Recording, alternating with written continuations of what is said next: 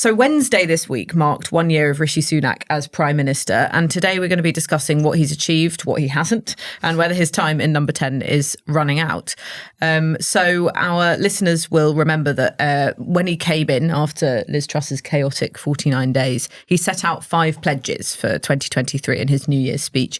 And these were to halve inflation, grow the economy, reduce debt, cut NHS waiting times and stop the small boat crossings.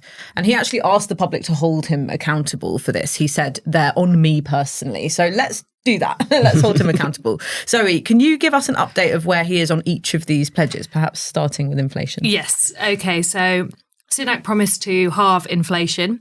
So when he said this, inflation was at 10.7%. That would mean it would need to fall to 5.35% by the end of the year. Inflation now is at 6.7%. So we can see inflation's coming down, but it's not quite there yet. So arguably, and it has been quite sticky for a while. So arguably, he's struggling a little bit with that one. He also pledged to grow the economy. So that's measured by GDP. Yeah. GDP is growing. So he's actually doing okay on this one. It's not growing by a huge amount, but it is growing. So it's estimated to have grown by about 0.3% in June to August. Obviously, this was following a huge fall over the pandemic and et cetera. So there's still a lot to go, but he is making slight progress on that one. His next pledge was to reduce debt. Debt is falling again, but it's still very stubbornly high. So as of September 2023, national debt was equal to 97.3% of GDP. Mm-hmm. This is the one Sunak's really struggling with. So cutting NHS waiting lists. Yeah. So actually NHS waiting lists are rising. Official data shows that waiting lists have reached a record high of 7.75 million in England. And actually there was a piece published in a few papers this morning that the true size of NHS waiting lists could be up to 20 million. And this is hidden, all about the kind of hidden waiting list. So this is people waiting for follow-up appointments. So actually that's almost 1/3 of people in the country essentially are stuck on an NHS waiting list. So that's quite problematic for Sunak. And then the final pledge was to stop the boats, which was a slightly large pledge to make, but he has slightly reframed it now, saying that it's about passing legislation to help stop the boats. So the government passed its illegal migration bill back in July, and the number of people crossing in small boats is down. So it's about 26,000 people so far this year, and it was about 45,000 in December last year. So that is coming down as well. Obviously, to say that the year hasn't finished yet, so all these pledges can still move somewhat, but basically it's a bit of a mixed bag. None of them are coming down probably quite as much as he would have wanted them to, but there is progress being made on a few of them. Okay, thank you. That's really helpful because it's interesting because he is actually making perhaps a little bit more progress than it looks like from the way that you watch his administration and what he's achieved so far. But I think because the pledges were sort of rhetorically so black and white, stop the boats, people assume that it's not about introducing legislation that, stops X percentage of the boats. They assume that the boats will stop coming. And it's the same with inflation as well. Okay, maybe inflation will actually halve by the end of this year, but are people going to feel that? Lots of inflation, the impact of inflation has yet to come through in terms of how much councils have to spend on public services, for example. Our colleague Will Dunn wrote a really good piece about that. So some of the impact hasn't even been felt yet. So I think really it's the real life experience of whether these pledges are being followed through or not. That will be the real issue for Sunak. Yes, and one of the things he was elected by his party to elected by his MPs rather to come in and sort out was the party's reputation after Liz Truss. Yeah. And one of the things that is damaging the Conservatives more than anything is amongst their usual base is the rise in interest rates and people's mortgages getting more expensive. So even if inflation is falling and, maybe he may even hit that target by the end of the year, the people he really needs to feel that, the voters he will need to feel that to potentially not hemorrhage losses at the general election won't really be feeling it when it comes to their household costs. Well, I'm glad you mentioned Liz Truss because that was going to be the next topic I wanted to talk about, because one of the big things Rishi Sunak was basically tasked with was cleaning up that mess and the reputation and trying to calm things down as well, make politics a bit more business as usual. How much do you think he's managed to do that? It's ironic, isn't it, that after a year of his premiership, we're now seeing a legacy Liz Truss era policy come in, lifting the bankers' bonus cap, which tied into a lot of measures in that mini budget that made the public think, okay, they're rewarding, a certain demographic of people at the expense of others. And I think that lingering sort of horror at what Liz Truss did to the economy is still sort of a number one thing that you hear voters say when you go out sort of on the doorstep and things like that. I think what's really important for the Conservatives and for Conservative voters is that they feel better off under a Conservative government. And obviously, as we say, we've got stubbornly high inflation. We also have huge demand on public services that aren't keeping up. So even if people are feeling that, the impact of inflation, they're also noticing they can't get a GP appointment or, the kids' schools are needing to do a whip round for equipment. So everything feels worse off, really. And obviously, Sunak is still hearing from the Trussites quite a lot now. There's this call for them to lower taxes, to cut inheritance tax, to cut wealth taxes, but there just isn't the wiggle room at the minute. And this is something that Sunak's really grappling with, and Jeremy Hunt, and it's going to really, I think, come to a head when we get the autumn statement, which is what exactly are the government going to do to appease the right wing of the party, who are saying, if we do not make life feel better off for people, if we do not make, reduce the amount of money going out of their paycheck every week to taxes, then we are going to lose our base. But, both the Chancellor and the Prime Minister will say, actually, there's a lot of fiscal work that needs to be done before we can do that. So it's an age-old Conservative thing that they're dealing with, and it's a really difficult situation for Sunak to be in. Yeah. And Liz Truss has hardly sort of stayed silent since her disastrous premiership, because she was a big feature at party conference, which I imagine most voters would not have noticed. But she's going to, I think, deliver an alternative budget. And, there were pictures of her signing her mini budget at party conference, which if I were the Labour Party, I'd forget all other comms and just publish that on every leaflet, because they do have this messaging that I think is probably quite clever of Rishi Sunak being in Liz Truss's pocket. It's about making that association with that administration as much as possible. And if I were Sunak, I'd just want her mentioned as little as possible in the news. Yes, I think there's probably a broader problem for the Conservative Party in that they've changed Prime Minister so many times that there's perhaps an assumption at one point that you'd bring in a fresh face and some unity would be restored, and that simply has not happened. A lot of people who were Boris Johnson allies kind of feel that Rishi Sunak was contributed to their favourite politician's downfall, and that hasn't helped him. Nadine Dorries, for example, there's a joke even in PPMQs this week by Rishi Sunak that the incoming Labour MP will be more supportive of him than Nadine Dorries was. But Liz Truss is certainly not going to be quiet over the next year, and that's going to be a very difficult issue for Rishi Sunak to deal with, because she's been the most damaging thing to the Conservative Party's electoral hopes over the last year. And one of the benefits of having Sunak as leader was supposed to be, okay, here's someone who looks, smart, managerial, smooth. He's mild-mannered. He looks like the kind of person who'd be easy to get along with, which actually his officials have said that he is.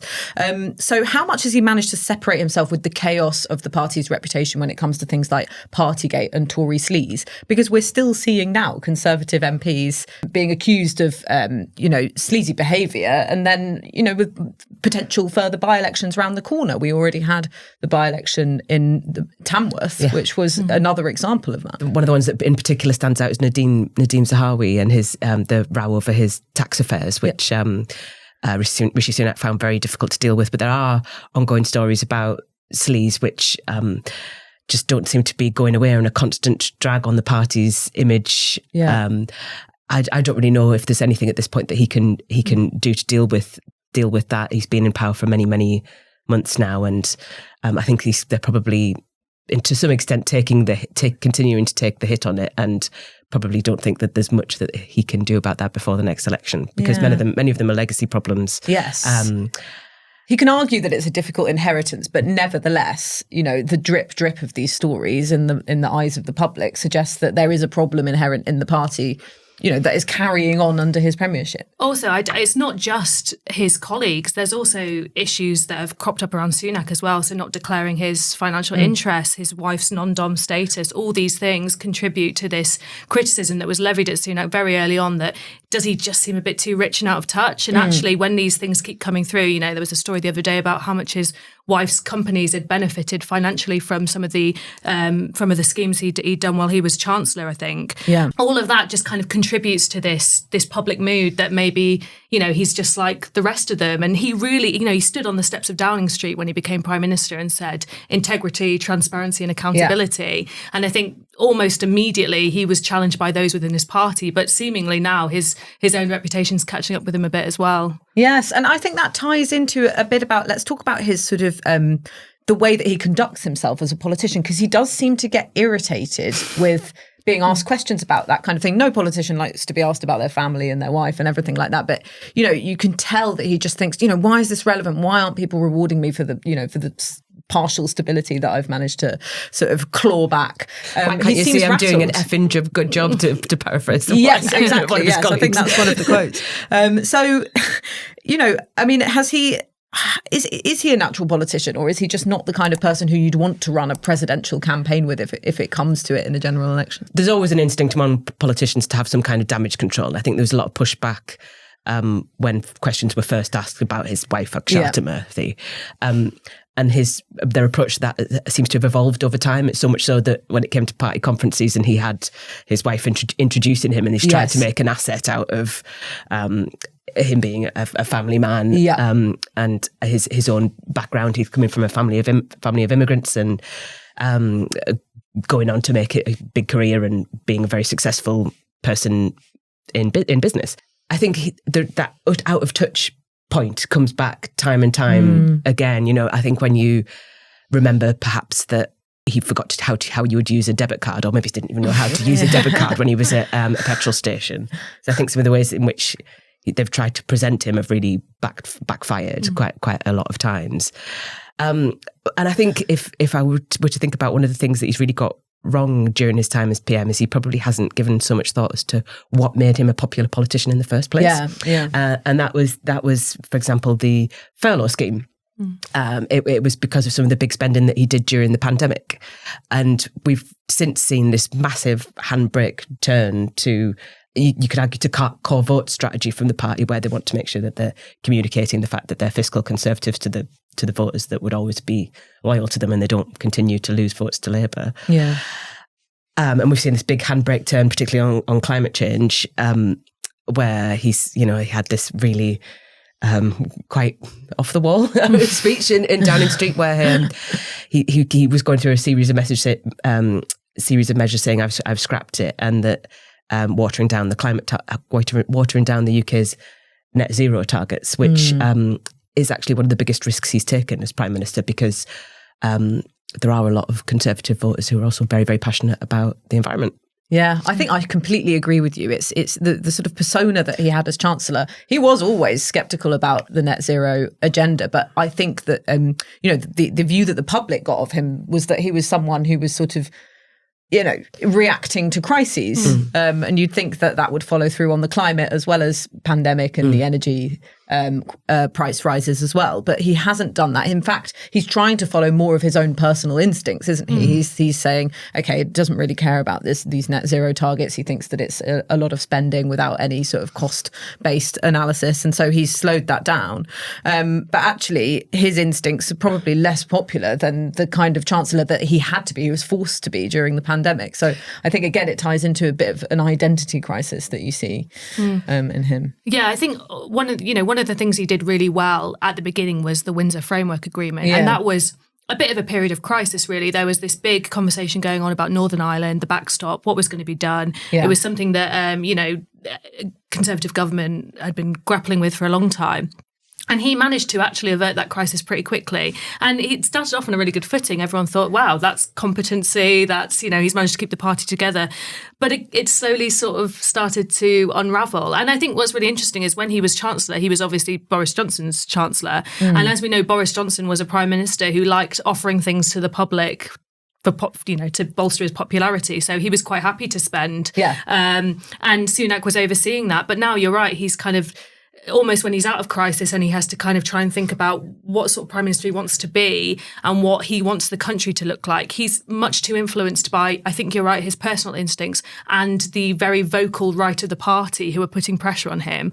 And that's why you get this really mixed bag of policies from Sunak, where I just ask, who is he? You know, he's a right-wing conservative in many ways, but then he wants to stop, you know, clamp down on smoking, and his only education policies were about maths A-levels, and, you know, it's all a bit confused and it's a bit sort of hodgepodge, and I just think he doesn't really have a set vision or like a set persona that people can really kind of get behind.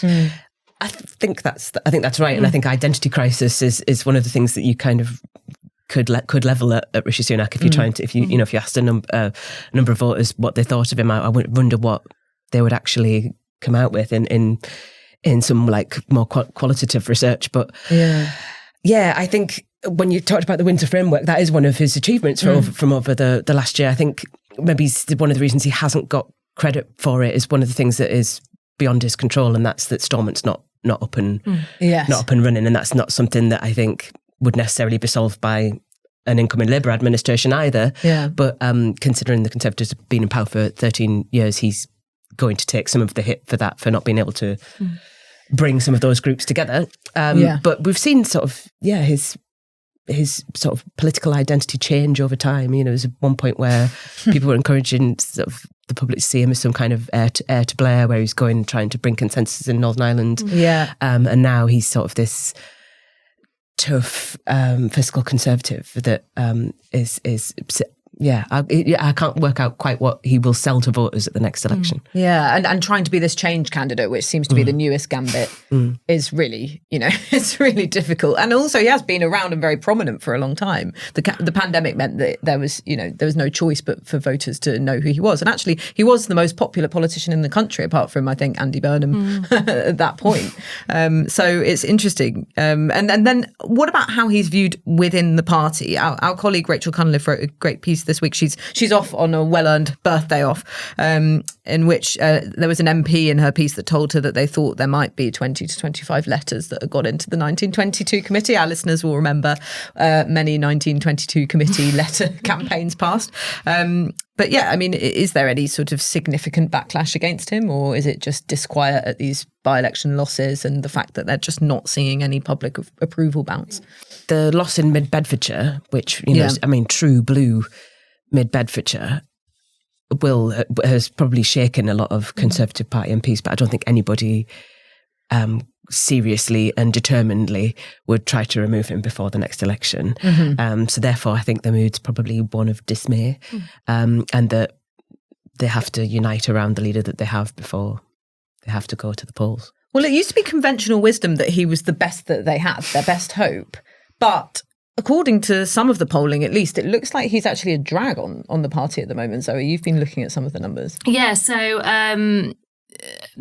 the most recent sort of piece of polling I can find is in The Independent, and it says just 1 in 5 voters now believe Mr. Sunak would make the best Prime Minister, and that's down from a quarter before the Conservative Party conference. And in comparison, if there was a general election, 24% of voters said they would back the Conservatives. So you can see there's a small but significant increase in the number of people who support the Conservatives and the number of people who like Sunak. And that's different from when he first came into office. When he first came into office, he was more popular than his party. And the sort of received wisdom was that he's done well to distance himself from the sort of Conservative, psychodrama that had been defining the party for the last year. But now it seems that actually, yes, he's more of a drag on the party, which isn't the sort of position, you know, the Prime Minister would want to be in as we kind of run up to a general election. And it's the sort of thing that will make members of the party jittery. And I think Rachel's right. I don't foresee, I think it would be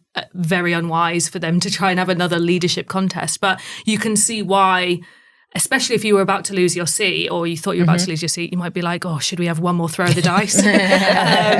But I think that would be a bad decision.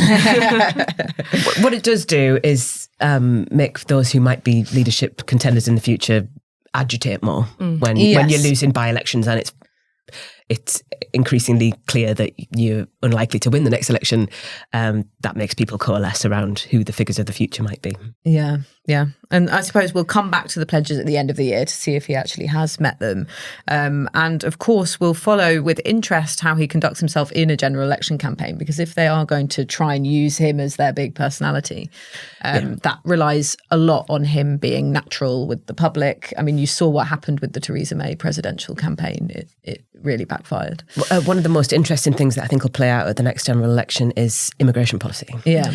Because you could argue his biggest mistake over the last year was we will stop the boats, rather than, it was very wordy to say we'll bring forward legislation to stop the boats, but this is the situation that he's in. He's picked a fight which is pretty much beyond his control, which is that, we will stop the boats, and it's very unlikely that'll happen given the refugee crisis there is continuing to go on. But how both parties deal with it. So the Labour Party's position is to clear the backlog and try and get a better returns agreement with other countries. Yeah. And the Conservative Party is going down a much more, I don't know if dramatic's the right word, but it's continuing with the Rwanda deportation policy and the battle in the courts, and a potential argument around whether we should or should not be in the European Court of Human Rights. So that's, those are quite clear dividing lines. And with Labour saying it would actually get rid of the Rwanda deportation policy, regardless of whether it's actually turns out to be a successful deterrent or not. I think that is a really interesting battle, and one which potentially could provide some electoral results for Sunak. Thanks so much for watching. We'd love to know what you think. Please make sure you leave your comments below. And if you enjoyed watching this podcast, you can watch more of our videos on our YouTube channel. And don't forget to like and subscribe.